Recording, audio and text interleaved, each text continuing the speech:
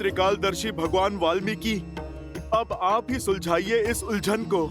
जानता था कि इस समय तुम्हारे मन में बहुत कुछ चल रहा होगा हनुमान, इसीलिए तुम्हारे समक्ष आना आवश्यक हो गया था। भय था कि कहीं तुम अत्यधिक उत्साह में तुम ये बात महाराज राम को न बता दो। अब किस बात का विलंब?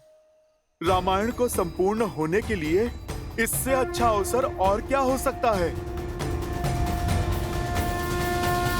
लगता है मानो हमने माता का विश्वास ही खो दिया है। मैंने तो कहा था कि हनुमान जी को हमेशा शुभ होने का संदेशा हुआ है, किंतु माता है कि हमारी बात ही नहीं सुन रही। और न जाने ये ऋषि भारद्वाज कहाँ रह गए। क्या करे भैया, शिविर की ओर चले? नहीं कुश, हम भगवान वाल्मीकि की आज्ञा से आश्रम में आए थे, तो उनकी बिना अनुमति के हम बाहर भी नहीं जा सकते। किंतु हमने शीघ्र ही कुछ नहीं किया तो? तुम्हें जो करना था कर चुके। ऋषिवर? भगवान वाल्मीकि को जो करना था उन्होंने कर दिया। अर्थात?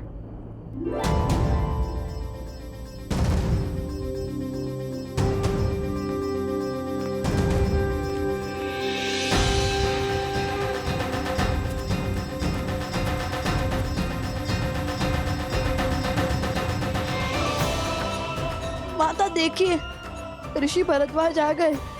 माता, उन्होंने कहा सब ठीक है।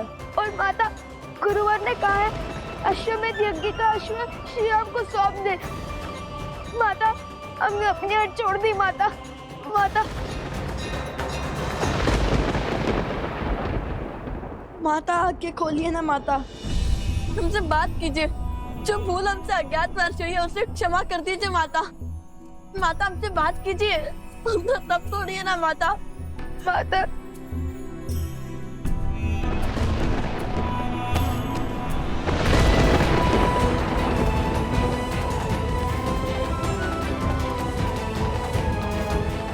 माता आंखें खोलिए ना।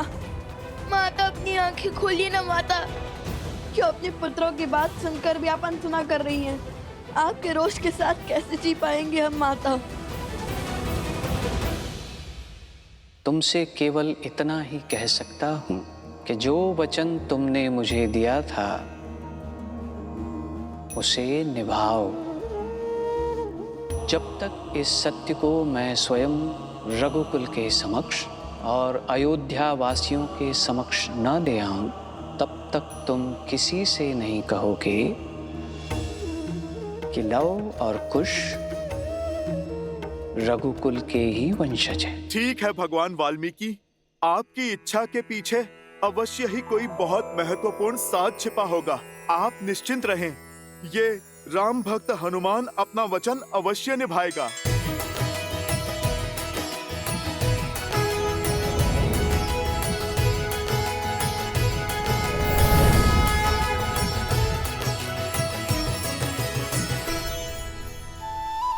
चिंता मिटी तो अब भूख सताने लगी।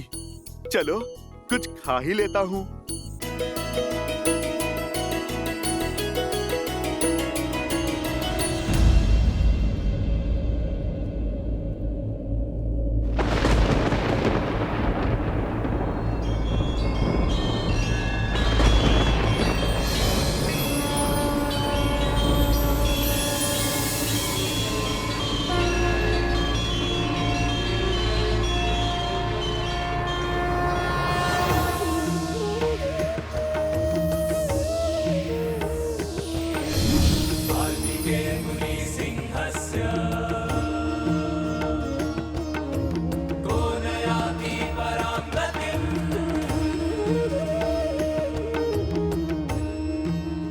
आंखें खोलो सीता।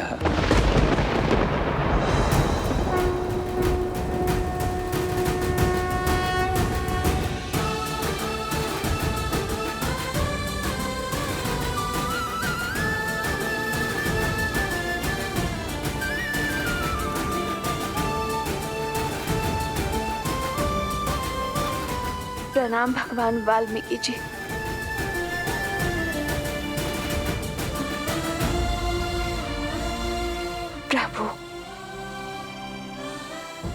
मुझे इस असत्य के अंधकार से सत्य के प्रकाश में लाइए। मेरे पुत्रों ने मुझसे पग पग पर असत्य कहा है और आज भी कह रहे हैं कि सब कुछ ठीक हो गया, किंतु अब मुझे उनकी बातों पर विश्वास नहीं होता। अब आप ही मुझे सत्य बताइए प्रभु। तुम्हारे पुत्र सत्य कहते हैं सीता। सभी स्वस्थ हैं। महाराज राम अपना अश्वमेध यज्ञ पूर्ण करने के लिए कल अश्व लेकर चले जाएंगे।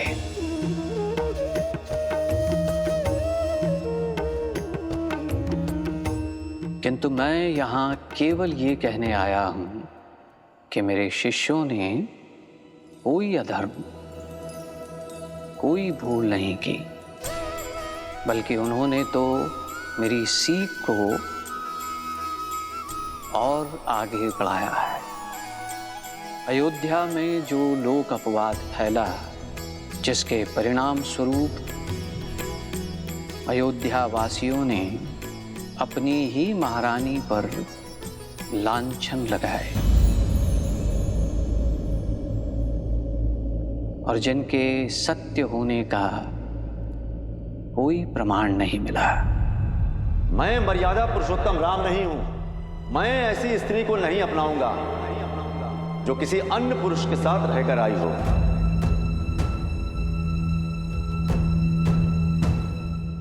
सियाराम दूर हुए ताकि एक नई सोच को जन्म दे सके जो लोकापवाद से मलिन ना हो। एक ऐसा समाज बनाएं जहां नारी को बार बार अपनी परीक्षा ना देनी पड़े। और वो सोच अधूरी रही। लवकुश ने यही सोच पूर्ण करने के लिए जो कुछ भी किया वो धर्म सम्मत भी है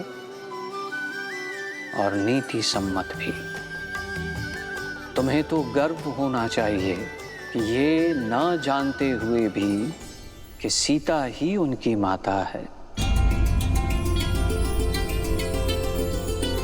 लवकुश, एक नारी के सम्मान के लिए संसार के सर्वश्रेष्ठ धनुर्धर और महान योद्धाओं के विरुद्ध भी खड़े होने में भयभीत नहीं हुए।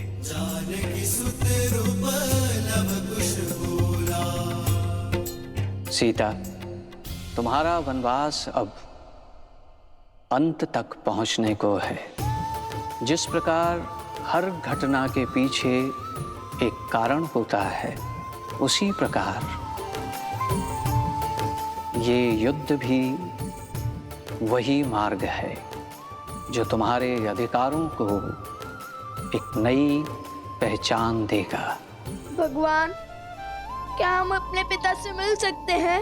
शीघ्र, किंतु इस समय सबसे अधिक तुम्हारी आवश्यकता तुम्हारी माता को है लवकुश, क्योंकि अब तक तुम जो युद्ध लड़ रहे थे वो महारानी सीता के लिए था, परंतु अब तुम्हें अपनी माता के अधिकार के लिए लड़ाई लड़नी होगी।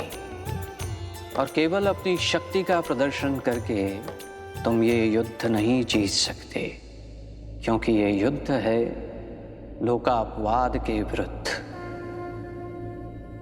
असुरी सोच के विरुद्ध जो अयोध्या वासियों के मन में घर कर चुकी है। और बुरी सोच को केवल शुभ सोच ही उचित कर सकती है।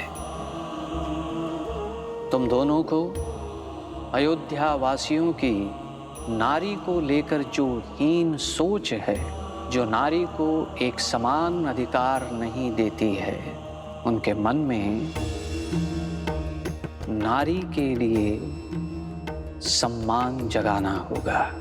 इस युद्ध में विजय शक्ति से नहीं बल्कि बुद्धि से होगी। ताकि अयोध्यावासी लोक अपवाद से उबरकर सीता से क्षमा मांग सकें। सीता ही नहीं बल्कि पूरी नारी जाति का सम्मान करना सीख सकें। और जब ये कार्य पूर्ण होगा तब होगी रामायण संपूर्ण। स्मरण रहे, ये दायित्व बहुत बड़ा है लवकुश।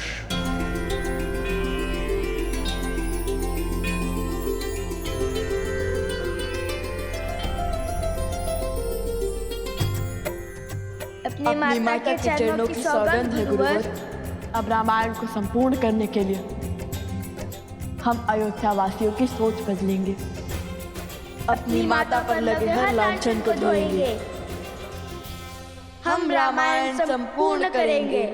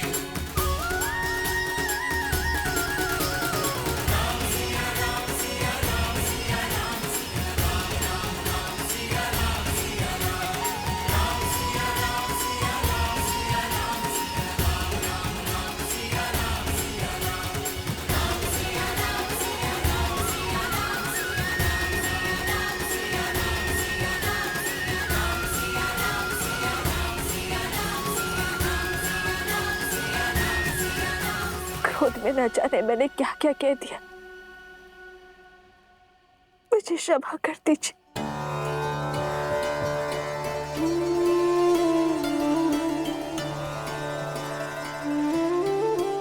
ऋषिवर, आपके मौन का कारण समझ गई हूं मैं,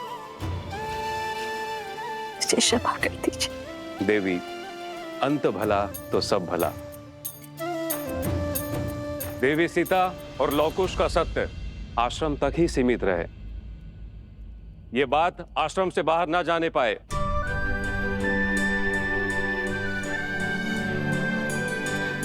महारानी सीता, धन्य हुई मैं कि मेरा समय आपके सानिध्य में बीता,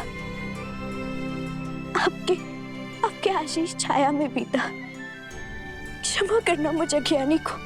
बचपन से मिथिला के हर गली में बस आपकी कहानियां सुनती आई हूं, किंतु फिर भी आपको पहचान नहीं पाई, जबकि आपका हर वचन, आपके हर कर्म बिल्कुल वही थे जो कहानियों में सुनती आई हूं।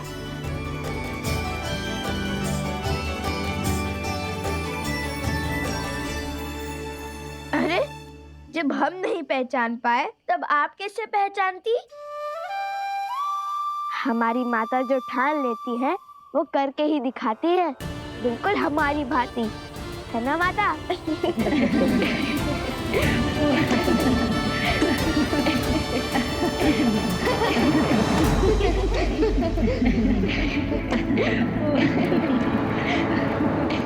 बस बंद करो मेरी हार पर उड़ रहे इस उपहास को, मौन करो इन सबको।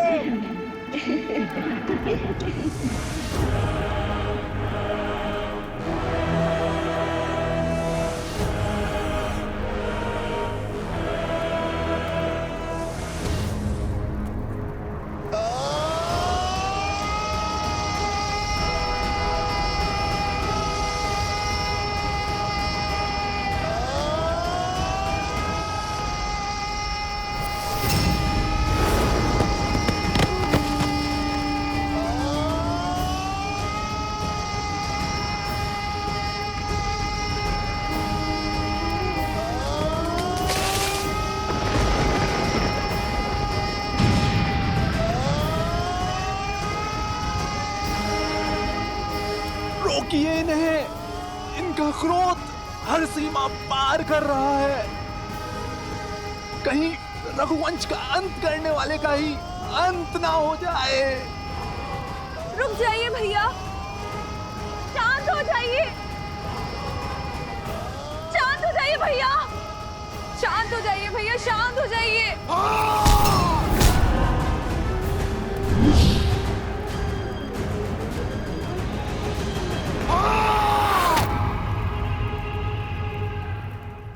सब समाप्त हो गया, मैं हार गया, हार गया।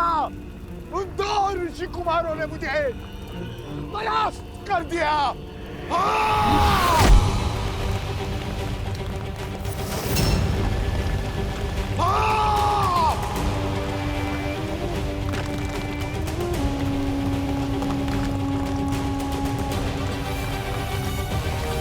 चलिए चलिए यहाँ से।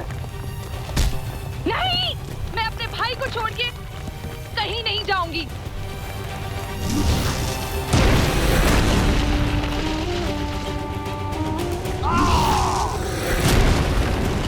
शांत हो जाइए भैया। क्यों? ताकि अपना उपहास बना सकूं। हंसो, तुम भी हंसो मेरी हार पर। और आप अश्वमेध यज्ञ को पूर्ण करने के लिए कल अश्व ले जाएगा, महान बन जाएगा, बिना जीते विजेता बनेगा। और मैं यार को अपनी हार का उत्सव देखने अपने वंशजों को क्या मुख दिखलाऊंगा मैं। क्रोध और अहंकार में दशानन रावण ने अपना अंत कर दिया था भैया। और अब यदि हमने ये युद्ध बुद्धि से नहीं लड़ा तो हम भी हार जाएंगे भैया। रुक जाइए, अपने आप को विचलित करना बंद कर दीजिए भैया। अब लड़ने को बचा क्या है शूर्पणखा? बोला, भारतवर्ष पर राज करने वाला है, सीता की प्रतिज्ञा का अंत होने वाला है। लंकुश अयोध्या की प्रजा की सोच बदलने चले, मैं कुछ नहीं कर पाया, हार गया मैं। हार तब होती है जब व्यक्ति प्रयास करना बंद कर देता है भैया। मार्ग अभी बाकी है, अश्वमेध यज्ञ अभी पूर्ण नहीं हुआ है भैया। और लवकुश अभी तक अयोध्या नहीं पहुंचे हैं भैया। सोचिए भैया, यदि लवकुश अयोध्या पहुंचे ही ना तो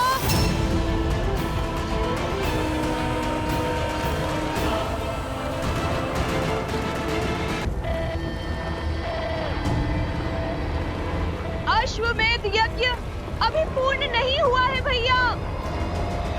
और लवकुश अभी तक अयोध्या नहीं पहुंचे हैं भैया। सोचिए भैया, यदि लवकुश अयोध्या पहुंचे ही ना तो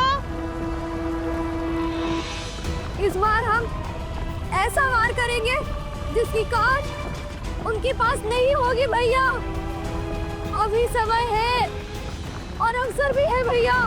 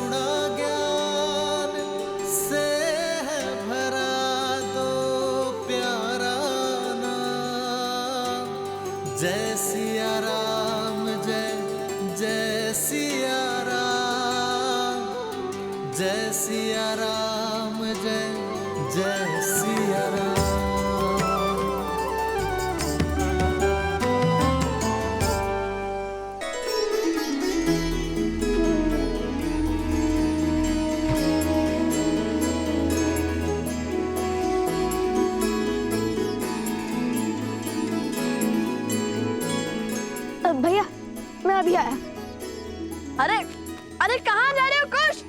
कुश!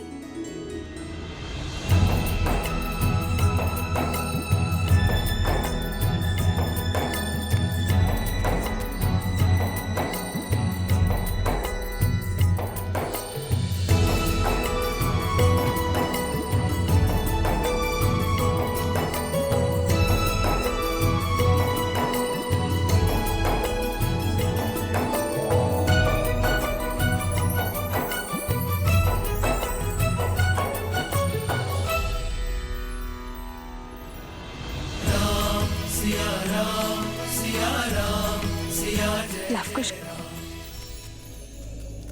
सोम, लवकुश कहाँ है? हम यहाँ है हम माता। यहाँ है माता।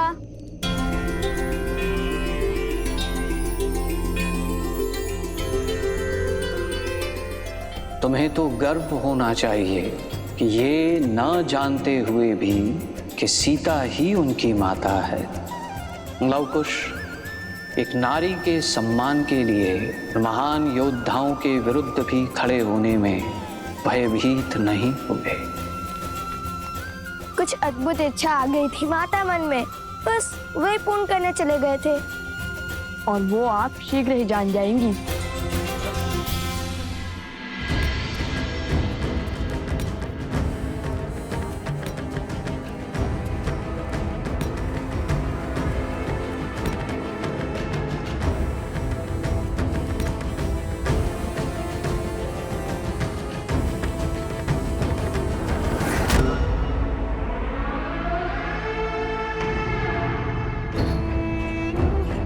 शीघ्र ही लवकुश अयोध्या की ओर प्रस्थान करने वाले हैं, किंतु प्रश्न ये है, क्या मैं उन्हें अयोध्या पहुंचने दूंगा?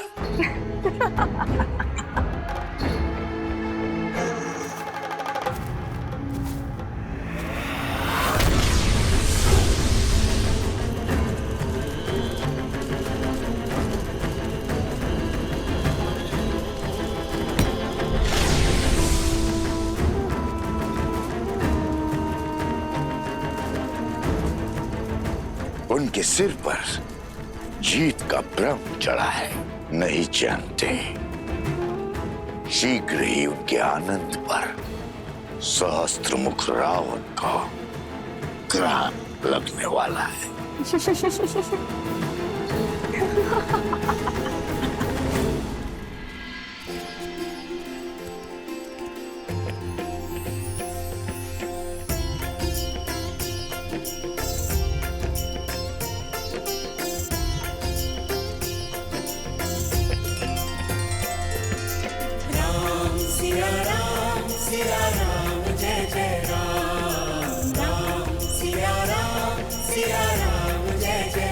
मेरा हनुमान कहाँ है?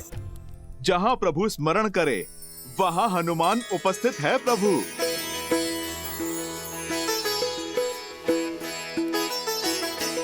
आओ हनुमान, तुम्हारी ही प्रतीक्षा थी। बैठो। प्रभु मैं तो अभी क्या?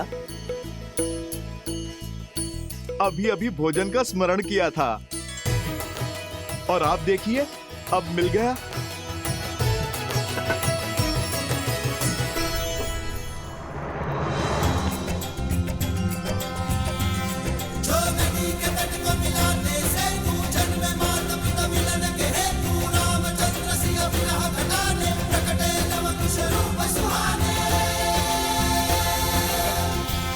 सोम, हाँ हाँ, कहाँ खो गए थे? कहाँ खो गए सोम? खाओ ना, खाओ खाओ। खाओ खाओ। अरे बस बस, मैं सोमगढ़ हूँ, श्री हनुमान जी नहीं। और कितना खाऊंगा? अब तो हमारे भाग का भी तुम्हें ही खाना होगा। इस यात्रा में जितनी कठिनाइयां हमने सही है, इससे अधिक कठिनाइयां तुमने भी सही है। तो जिस मित्र ने हमारे भाग का दुख सहा, वो सुख भी तो भोगेगा ना। जिसने हमारे भाग्य के कड़वे फल चखे, वो मीठे लड्डू भी खाएगा।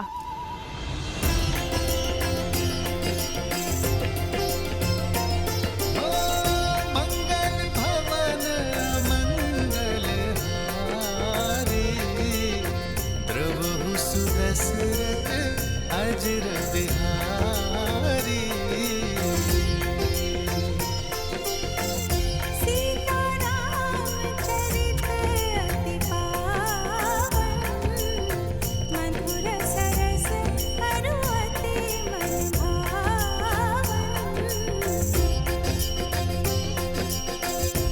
आज फिर माता सीता के हाथों के बोझ का स्मरण हुआ है।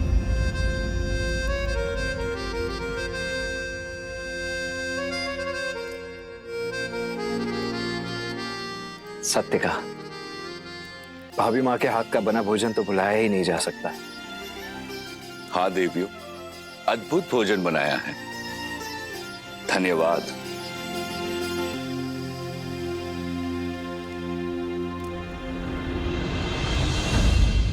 कहिए कि छोड़ दिया आपने अपनी पत्नी को? क्या घटा था ऐसा जिसके कारण आपको ये निर्णय लेना पड़ा? ढूंढिए माता सीता को, उन्हें स्वीकारिए। माता सीता का स्थान कोई स्वर्ण मूर्ति नहीं ले सकती।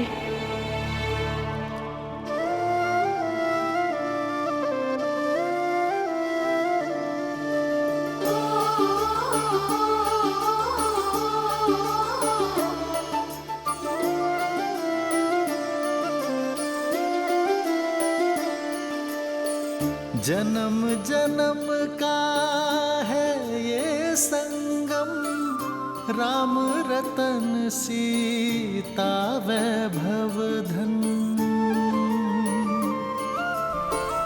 एक है पौरुष एक समर्पण, एक है रूप तो दूजा दर्पण। राम है लोचन सीता दृष्टि, राम है बादल सीता वृष्टि। राम सिया राम सिया राम सिया राम, राम सिया राम सिया राम, राम सिया राम सिया राम सिया राम, राम सिया राम सिया राम।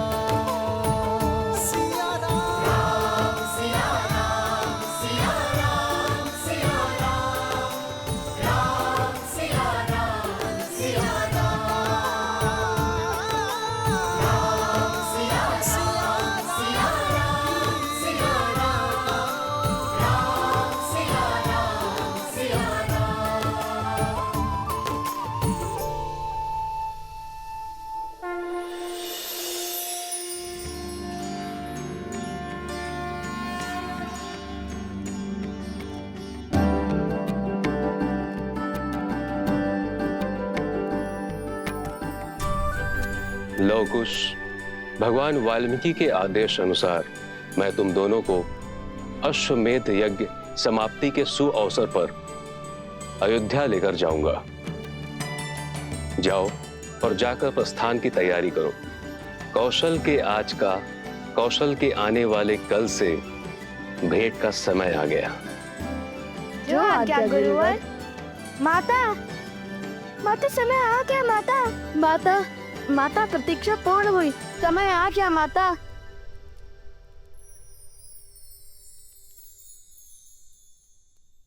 माता, माता, माता, माता, माता समय आ गया माता।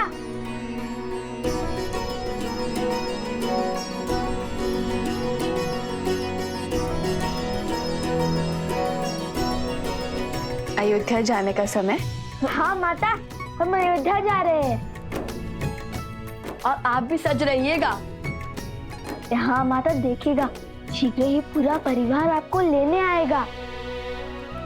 हर अयोध्या वासी आपके समक्ष होगा, आपको मनाने आएगा और हर अयोध्या वासी को अपनी भूल का आभास करवाएंगे हम। और वो भी बिना किसी अस्त्र शस्त्र के प्रयोग से। और इस बार हम किसी के भी समक्ष शक्ति का प्रयोग नहीं करेंगे, बुद्धि का प्रयोग करेंगे।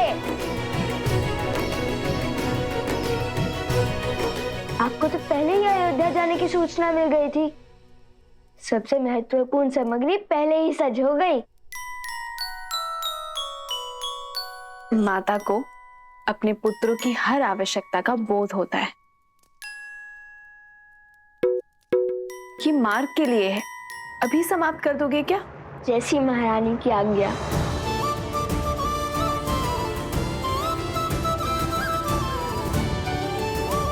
और हाँ, स्मरण रहे, इस बार धर्म के मार्ग में कोई त्रुटि नहीं।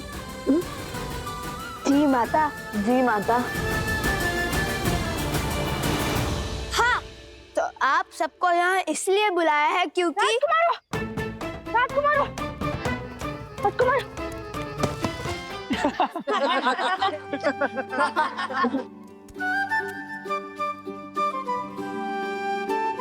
अरे अधिक उत्सुकता में ऐसा ही होता है। अरे क्रोधित ना हो, मैं तो केवल अपना अनुभव बता रहा था। कहिए राजकुमारों, क्यों बुलाया हम सबको यहाँ? क्यों बार बार राजकुमार राजकुमार का गान गा रहे हो? हम तो केवल साधारण से 2 ऋषि कुमार हैं और तुम्हारे मित्र हैं, तो जैसे पहले बुलाते थे वैसे ही बुलाओ। पहले की बात और थी, पहले आप अपने ही सत्य से अनभिज्ञ थे, अब तो सब जानते हैं ना। नाम से बुलाया तो कहीं आप क्रोधित ना हो जाए। महाराज राम और देवी सीता के पुत्र तो कुछ भी कर सकते हैं ना। सिया राम के पुत्र होने के जितने लाभ है उससे कहीं अधिक उत्तरदायित्व भी हैं। सिया राम के नाम की रक्षा का उत्तरदायित्व, इसलिए हमें अधिक सावधान रहना होगा। तो जब हम यहाँ नहीं होंगे तब आप सबको एक तैयारी करनी होगी। तैयारी? कैसी तैयारी लवकुश? रामायण के मंचन की तैयारी। हम एक बार पुनः अयोध्या जाकर रामायण का मंचन करेंगे, किंतु इस बार इस रामायण का आधार भिन्न होगा, उसका सुर भिन्न होगा। अर्थात? ध्यान से सुनो।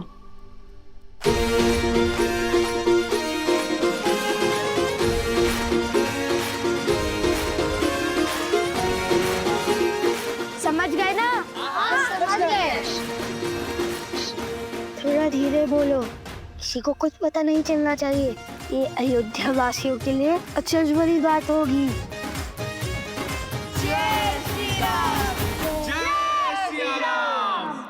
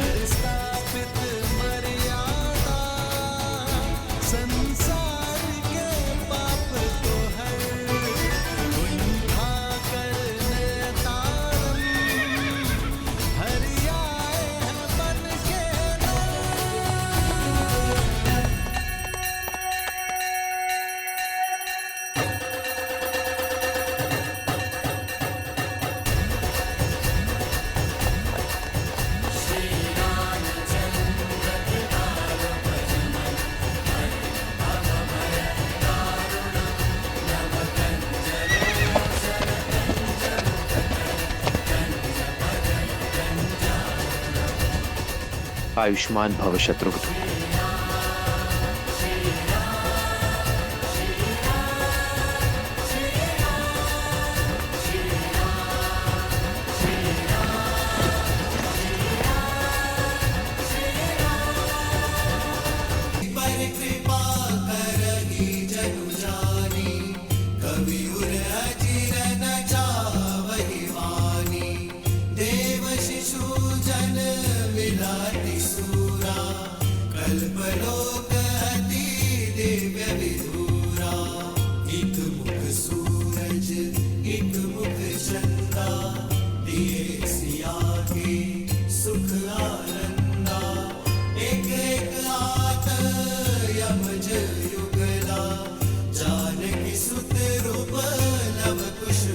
तुम जिनसे मिलने जा रहे हो वो तुम्हारे अपने हैं, चाहे स्थिति और परिस्थिति कितनी ही विकट क्यों ना हो, भावनाओं में बहकर अपनी गुरु की बात मत काटना और गुरुवर की आज्ञा के बिना अपना सत्य किसी से ना कहना, क्योंकि यदि भगवान वाल्मीकि ने इस सत्य को छुपाया है तो इसके पीछे अवश्य ही कोई कारण होगा।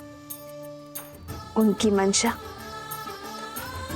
सदा भावनाओं को समाज और समझ के अनुसार ढालने की होती है। जैसी आपकी आज्ञा माता। आपको तैयारी करनी है माता अयोध्या जाने की, भूल तो नहीं जाएंगी ना माता?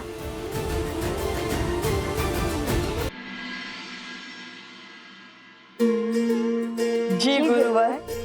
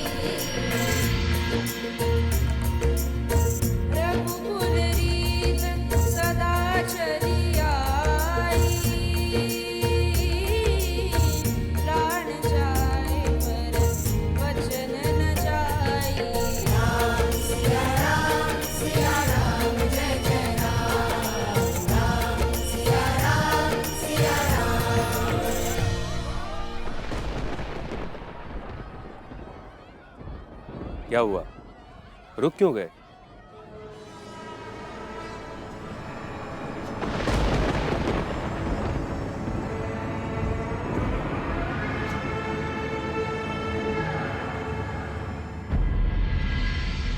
सुना गुरुवर, कोई रो रहा है।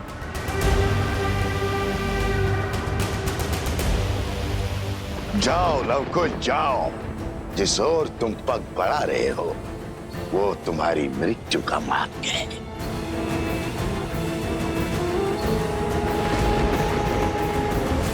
ध्वनि उस ओर से आ रही है, आओ।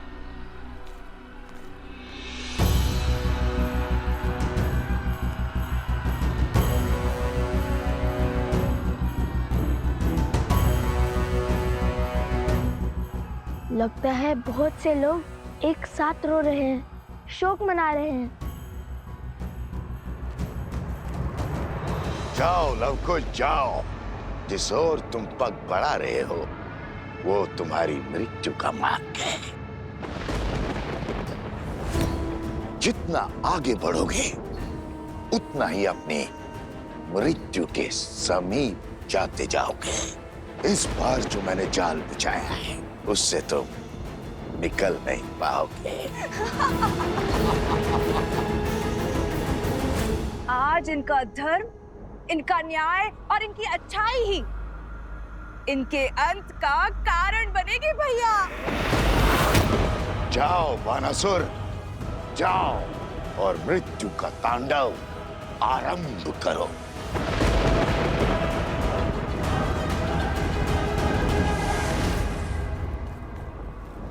मुझे किसी नकारात्मक ऊर्जा का आभास हो रहा है।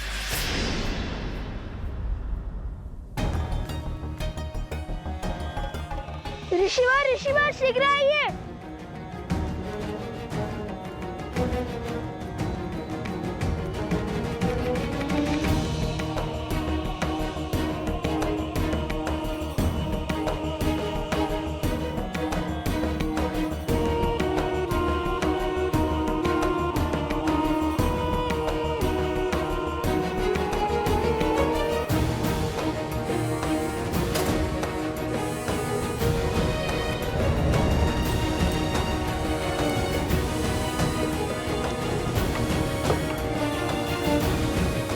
हमें चलकर देखना होगा कि समस्या क्या है।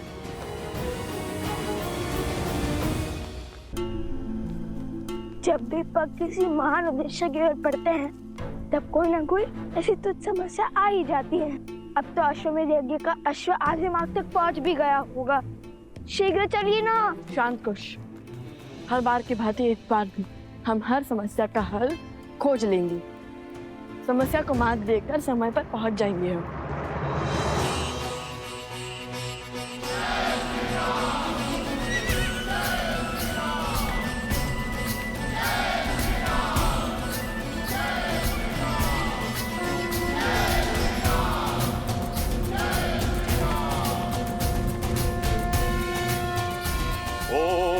मंत्रहीनम क्रियाहीनम भक्तिहीनम सुरेश्वर यत् पूजितम मया देव परिपूर्ण तदस्तु मे इदाक प्रभ्रष्टम मात्राहीनम च यद् भवेत् तत्तं क्षमत्याम देव प्रतीद परमेश्वर।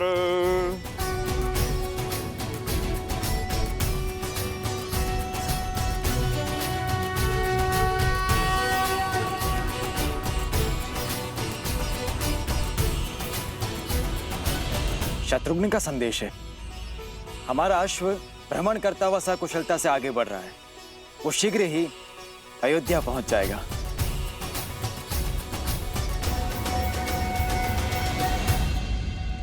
यज्ञ की अंतिम आहुति के दिन पूरी नगरी को भोजन करवाया जाए, धर्म की जीत का उत्सव मनाया जाए। माताओं को भी गौतम ऋषि के आश्रम से घर आने का निमंत्रण दिया जाए। तुम्हारे पुत्रों को भी गुरुकुल से घर बुलवाया जाए। कितना शुभ अवसर है ना, इतने वर्षों बाद पूरा परिवार साथ होगा। बस अब एक ही इच्छा मन के सागर में गोते लगाई जा रही है कि त्रिकालदर्शी भगवान वाल्मीकि शीघ्र अतिशीघ्र लवकुश को अयोध्या लेकर आए। जब से उनकी मन की बात का बोध हुआ है तब से हमारी उनसे मिलने की इच्छा और प्रबल हो गई। जब वो आए ना तो सबसे पहले हमें बताइएगा, हम उनके लिए स्वादिष्ट भोजन बनाएंगे और देखना वो झटपट सब चट कर जाएंगे।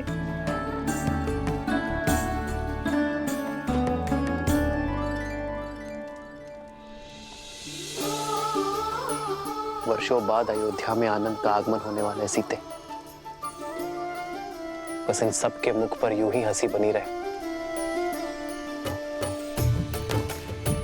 कि कभी अनिष्ट का कोई भी आवरण उनके तेज को ना ढक सके।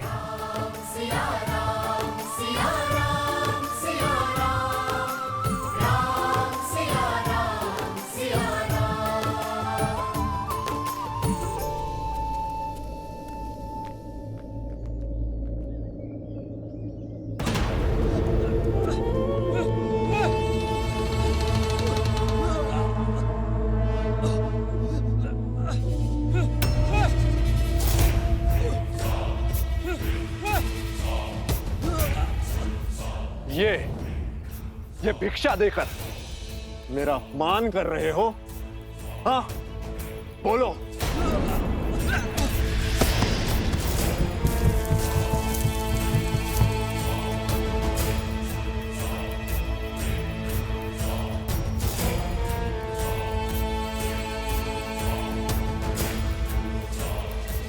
मैंने अपना जीवन दांव पे लगाकर तुम सबकी सहायता के लिए सभी राक्षसों को इस गुफा में बंदी बनाकर रखा है।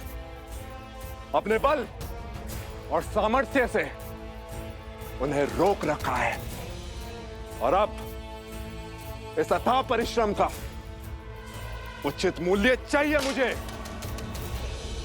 इस उपकार के लिए हम आपके कोटि कोटि आभारी, किंतु तनिक हमारी बात समझने का प्रयास तो कीजिए। जितना सोना और धन था वो हम आपको दे चुके, अब हमारे पास कुछ नहीं है। हाँ? वीर कभी सहायता के बदले में सौदा नहीं करते। वीरता का सम्मान वो पाते हैं जो निर्दोषियों और निर्धनों की सहायता करते हैं और बदले में कोई अपेक्षा नहीं रखते। सहायता का मोल भाव करने वाले स्वार्थी होते हैं, वीर नहीं।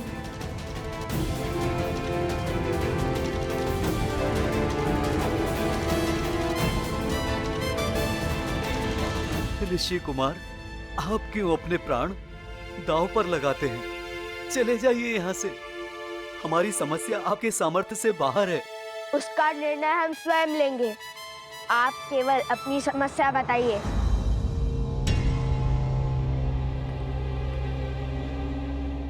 देखिए, घबराइए मत, निश्चिंत होकर सत्य बताएं।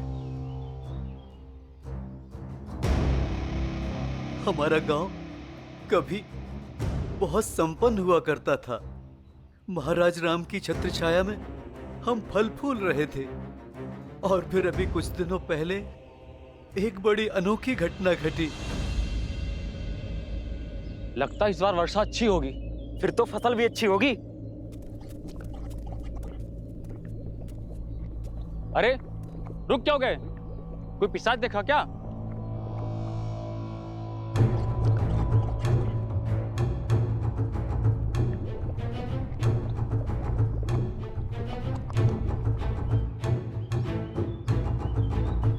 हे ईश्वर, ये कैसा दलदल है? मैं जड़ी बूटियां लेने वन गया था।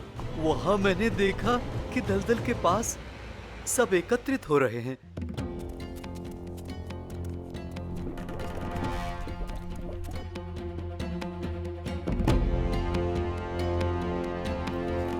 मुझे किसी नकारात्मक ऊर्जा का आभास हो रहा है।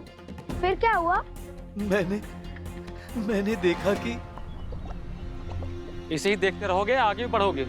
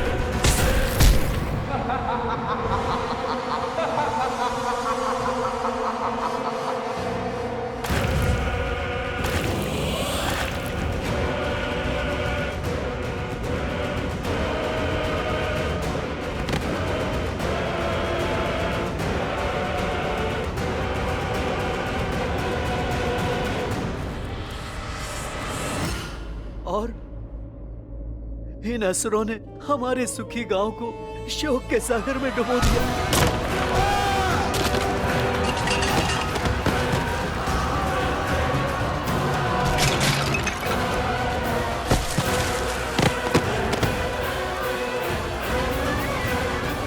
ये देखिए, ये हाहाकार उन्होंने मचाया है और फिर ये आए हैं हम असहायों के रक्षक बनकर।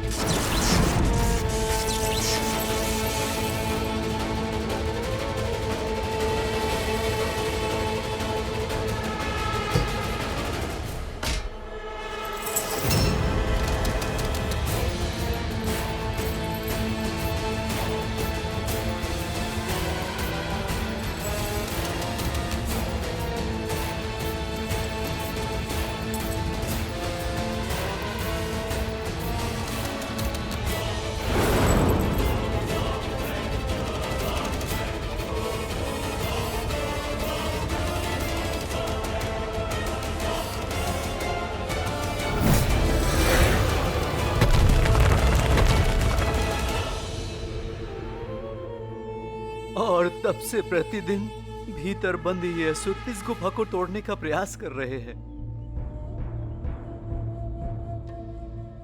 और हम इन्हें रक्षा का मूल्य चुका रहे हैं। ना जाने हमारे गांव के युवकों पर कौन सी आसुरी शक्ति हावी हो गई है कि उन्होंने अपने ही परिवारजनों का अंत करने का प्रयास किया है। पर राम राज्य में किसी पाप, किसी अधर्म और किसी आसुरी शक्ति का कोई स्थान नहीं है। हो ना हो ये किसी दुष्ट की योजना है जो श्री राम के स्वप्न को ना पूरा होने का षड्यंत्र है।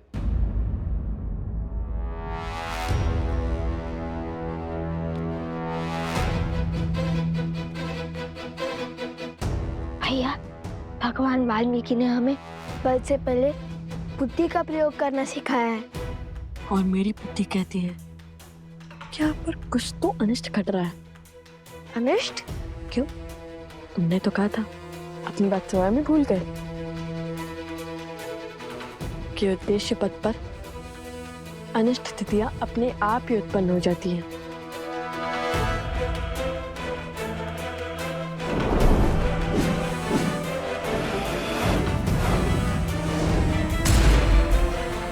हाँ भैया, एक बात समझ में आ गई आज।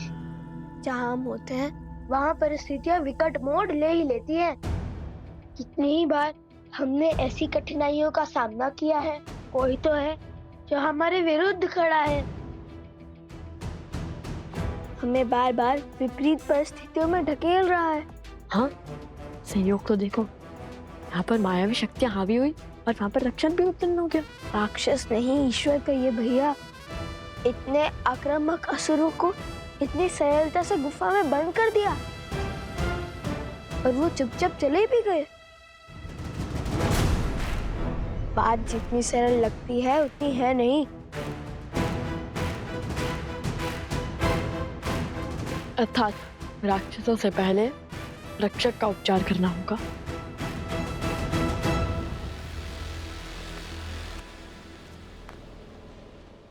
लव कुश, ये समस्या मुझे हल करने दो।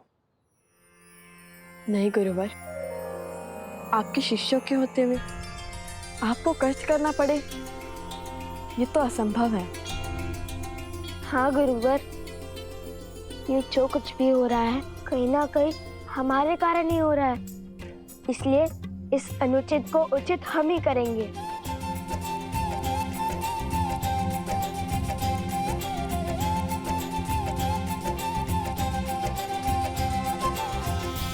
आप तब तक पीछे हट जाइए।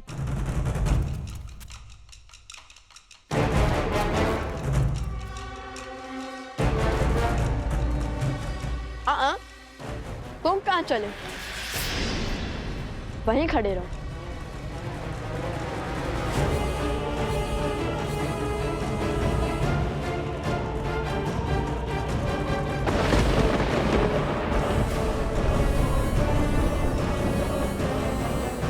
फिर से फंसा दिया महाराज। मैंने कहा था ये दोनों बहुत चतुर हैं। कोई ना कोई चाल अवश्य चलेंगे। फिर से मुझे पिटवाने का इंतजाम कराया आपने। करने क्या वाले हैं ये दोनों? गुफा के भीतर क्यों नहीं जा रहे? वही तो मैं भी सोच रही हूँ भैया। इन्हें तो अपनी अच्छाई का परिचय देते हुए उस गुफा के भीतर चले जाना चाहिए, ताकि वो असुर इन्हें नोच नोच के खा जाए और उनकी अस्थियां भी राम और सीता के हाथ न लग पाए।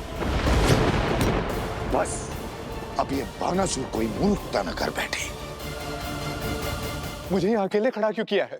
तुम्हारी वीरता देखने के लिए। अच्छा, वो पत्थर उठाओ। गुफा का द्वार बंद है ना, खोलो उसे। अच्छा, तो तुम दोनों भीतर जाना चाहते हो? सब पता चल जाएगा, पहले द्वार तो खोलो। हाँ, अभी हटाता हूँ।